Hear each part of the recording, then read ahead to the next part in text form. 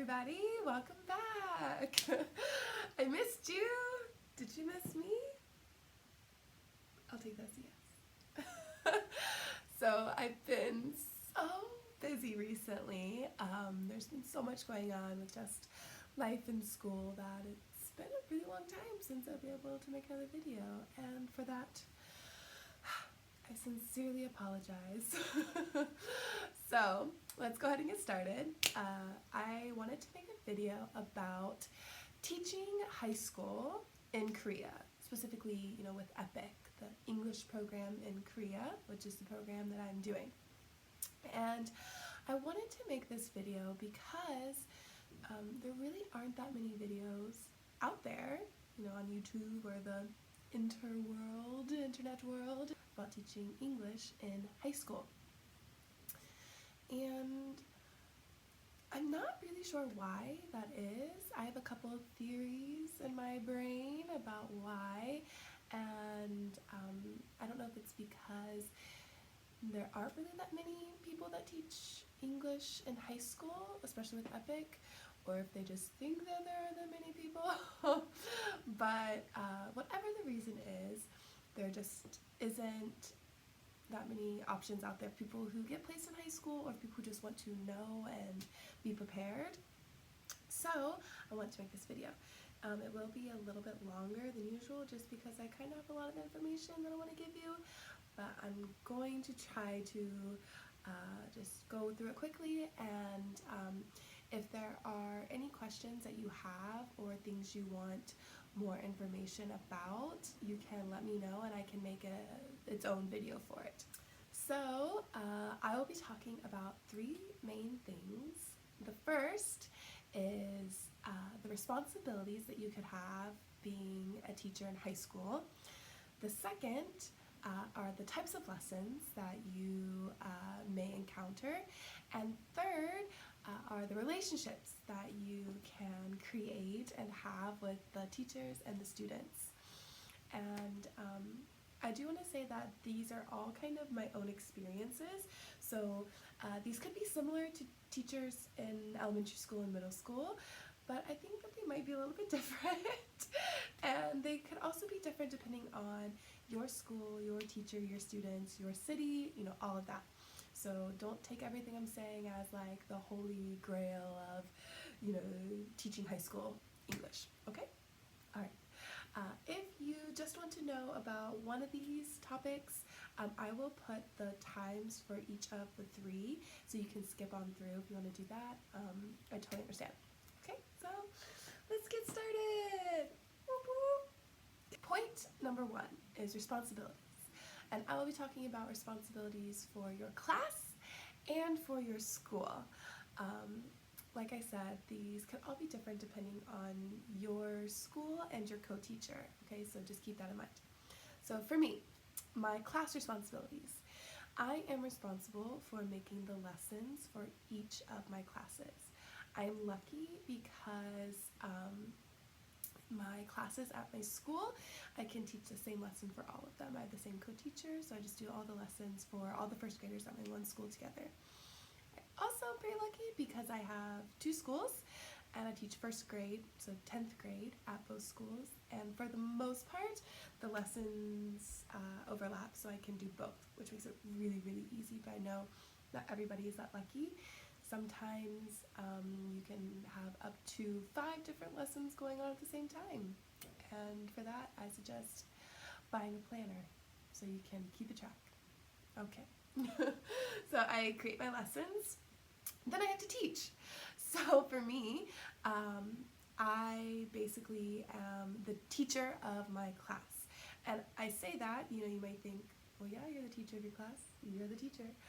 But for a lot of foreign teachers, the co-teaching styles vary greatly. For elementary school, you will either be 50-50 or less than that teaching, because the students don't really have any English because they're elementary school students. But for high school, for the most part, their English level is pretty advanced, so I run the class. I speak English, I explain everything, and then my co-teachers are there maybe in the back of the class or walking around to answer questions and help if needed. But I would say about 98%, 99% of the class is me being the main teacher, which I actually really enjoy. So just be prepared.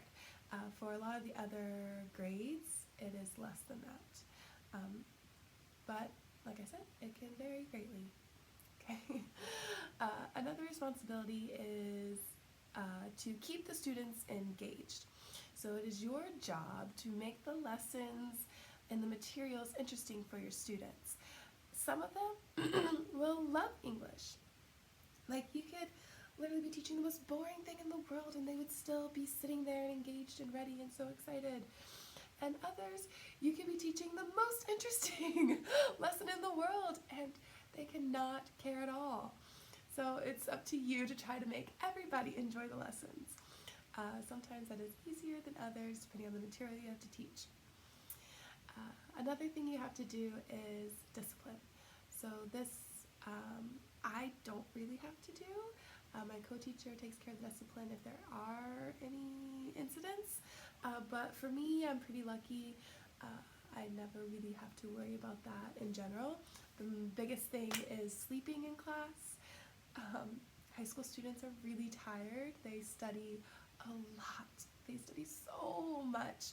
And because of that, they get really tired and they just want to sleep in class. So for me, the biggest part of discipline is just making sure they're awake, and you don't really have to be mean about that. You just need to be understanding and nice, and just tell them, like, can you please wake up?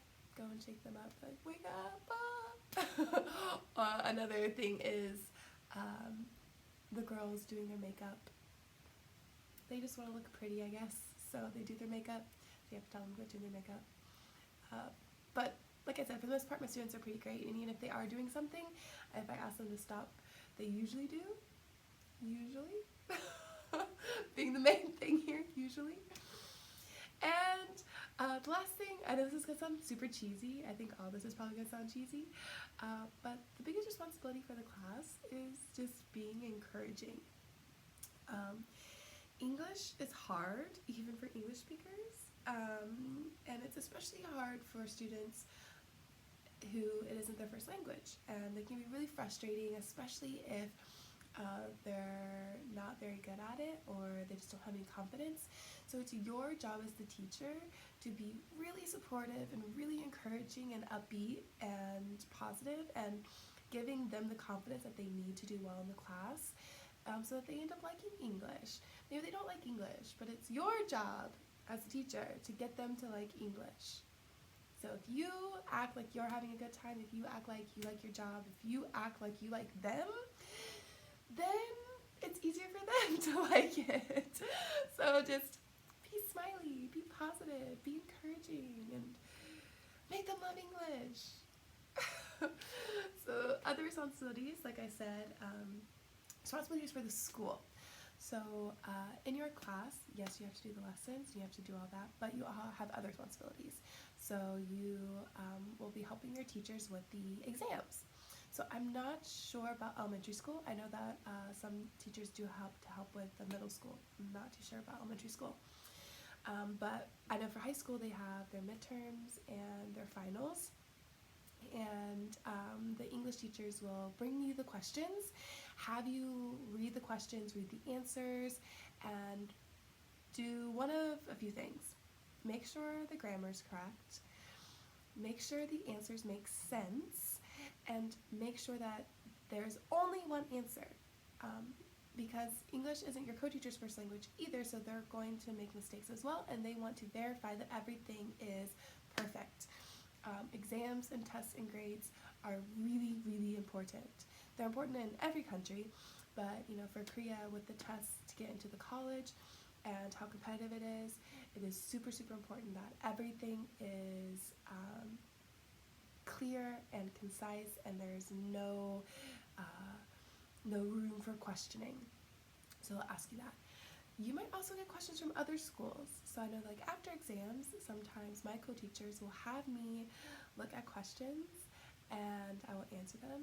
And sometimes it's good, sometimes it's not good, but it's basically if there is any controversy in another school, they might ask you to look over the question to get a native speaker's opinion. So you might have to do that as well. You will be doing camps. So this is true for elementary, middle, and high school. You have to do camps, winter and summer camps. So you will be extra lessons outside of the regular school year, so they're vacation time. And sometimes it's easy, sometimes it's hard, depending on how many students you have, how long the camp is. We'll also have to answer questions. So questions from students who are just curious and want more information, which I love. Questions from teachers, so teachers who want to learn English and they want to talk to you and they may have a question about it. Questions from your co-teachers also, so that are still learning English. Learning another language is not a one and done, it's continual because language changes. I love it because one of my co-teachers, she listens to a podcast and they do like sentences and words and phrases of the day kind of a thing. And I love it because she'll come to me and she'll ask me about a word or a phrase that she learned or heard through the podcast and ask me my opinion or ask for other examples, or like, is it common? Is it popular? And sometimes I'm like, oh my gosh, yeah, I say that all the time. And other times it's not. And I'm like, oh, yeah, but maybe like 30 years ago, sort of a thing. But yeah, and it's good because then they help you with your learning as well. And it's kind of, working back and forth and having this kind of good relationship, which I'll talk about later. But yeah, so that is just a brief overview of all the responsibilities that you could encounter for high school. Okay, so now number 2, that is lessons. So I've said this a lot in this video already.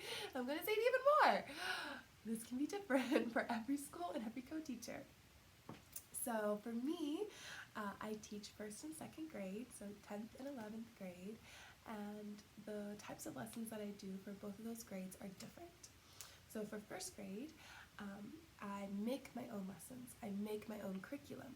So I decide what I want them to learn, and I make lessons for that. I did project-based lessons this semester, and it worked out a lot better.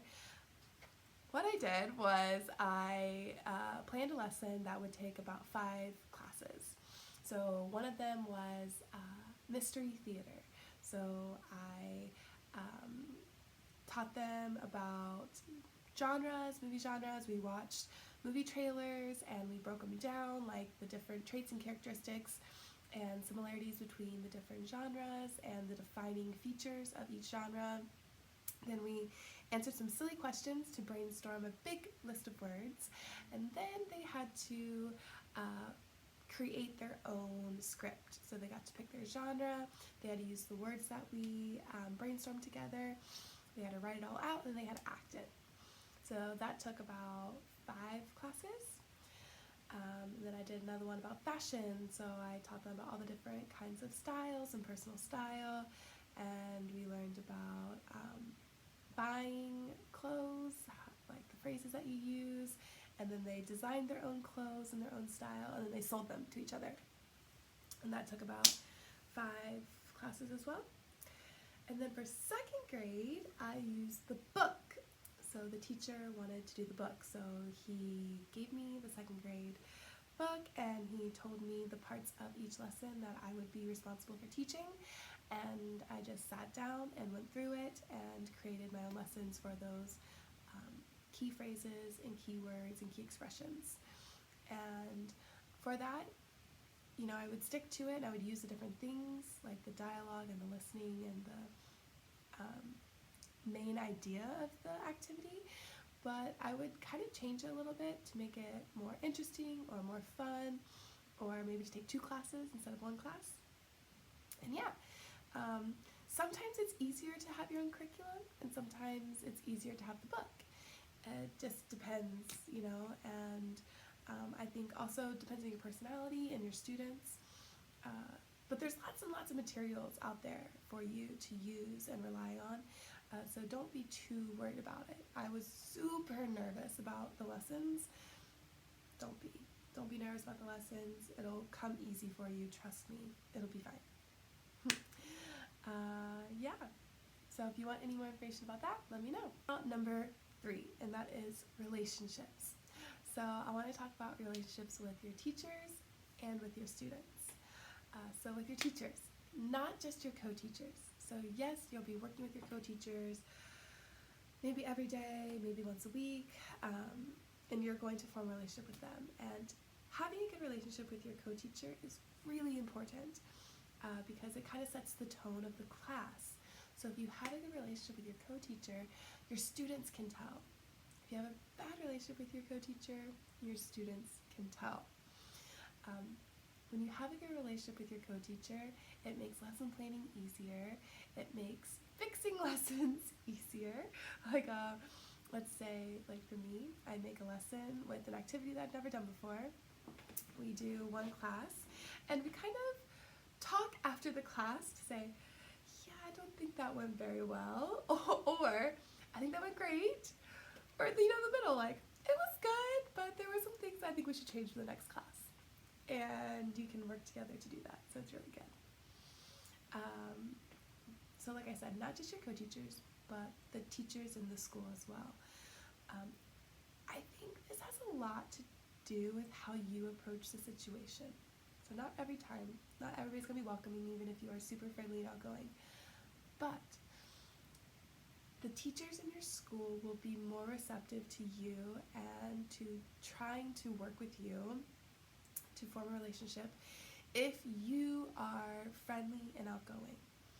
I am trying to learn Korean, and I would really suggest that if you're considering coming to Korea or any country, that you at least try to learn the language. I'm lucky because a lot of the teachers do speak English or speak a little bit of English and want to learn English, so they try to talk to me in English, but it makes it easier that I'm trying to learn Korean as well. And a lot of people are more welcoming and will talk to you more and be more engaging with you if they know that you are trying as well, that you are open-minded and that you are wanting and willing to learn from them. A lot of the teachers are super friendly and outgoing and really helpful, giving you food or rides to school, or if you have to go on a trip with the school, being your partner. So it makes it really fun, and it makes you feel more welcomed, and it makes going to work more interesting and more fun because you have people that you're close with, that you have relationships with. And so now the relationships with your students. And I think the relationship that you can have with your students in high school is different than with elementary school. It might be similar to that you can have in middle school, but I still think it's different because they're older, they're more mature, and for the most part their English is better. So you can have more real conversations with them, you can have more connection with them, you can relate to them a little bit more, and you can kind of grow closer than you can with elementary or middle school because you can know them as a person. You can know them as a real human being, and I think that that's awesome. I was so worried about teaching high school. I actually started to cry when I found out. The person told me I was going to teach high school, and the only thing I could think of was, oh my gosh, they're going to be so mean to me. I thought, all I could picture was Mean Girls. I was like, oh crap, they're going to be so mean to me. But I could not have been more wrong. They are literally like the sweetest and nicest people. Like, I don't know, I just love them so much, and they are so kind and so welcoming and so supportive, especially whenever I try to speak Korean or they talk to me in Korean and I understand something or I don't understand something. They work really hard to help me, even though I'm the teacher. But yeah, so I think the relationships that you can have with the students is one of the best parts about teaching high school English. And I think you'll be really lucky if you get to do it. I know it can be really intimidating, especially with the level, because I think some of the concepts that you have to teach may be a little bit harder. You know, you're not just teaching colors or days of the week or anything like that. You're teaching harder, more complex ideas and concepts. But it's fun, and a lot of times the students enjoy it. And even if they don't enjoy it, they try to enjoy it. Like, I know for me, I go in there and I try to be energetic and I try to be excited, and I always die laughing. I'm like, yeah, we're gonna do this today, woohoo! And then you have a few of the students who just sit there like, are you kidding me? And you have some students who try to, I guess, make you feel better, and they're like, woohoo, yeah! Like, so excited, teacher's crazy. And I don't know, I think it's hilarious. Also, I think I'm funny, and so I'll try to make a joke, and whenever the students realize I'm trying to tell a joke, they'll try to laugh. Oh, so good. So with that, I'm going to end this with a few final thoughts. So one, if you want to know anything more about these three points, responsibilities, lessons, and relationships, let me know, and I can make another video about that. Two, it can be really scary coming to a new country and teaching, especially teaching high school, because high schoolers are intimidating in your own country, you know, let alone in another country. But the experiences that you get to have by working with these students and working with the teachers in these schools, I think is so worth it. I know there's not many people out there who do get to teach high school, and I know it's not really common, and I know that it's really intimidating, but if you do get this chance, you should be really excited and really thankful, because you get to be part of a group of people that there aren't that many of, and you get to share these experiences with us.